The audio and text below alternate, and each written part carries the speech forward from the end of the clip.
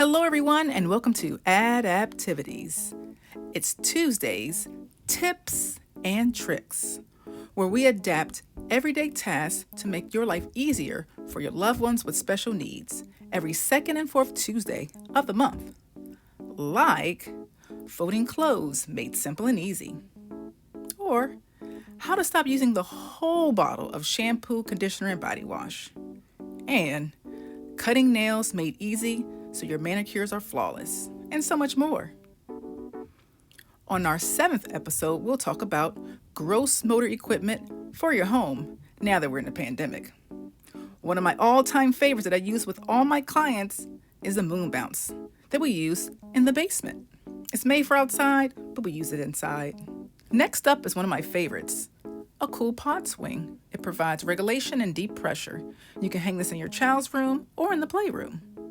If your child is older or larger, you can use a flat swing like this. It says outdoor, but I'm sure you can put it inside. Also, who doesn't love a trampoline? This trampoline is made for outdoors. It's really cool because they have a nice safety net around it, keeping your kids safe. This one is an outdoor trampoline, but we use it on the inside by taking away the net. It's great for having it down in the basement. My next item is a cool, what I call rowboat. It's great for calming kids down. And one thing I love doing is making kids sandwiches by simply taking the kid and lying the kid down on the floor and putting a nice beanbag on top of them, rolling it back and forth as though you're rolling dough.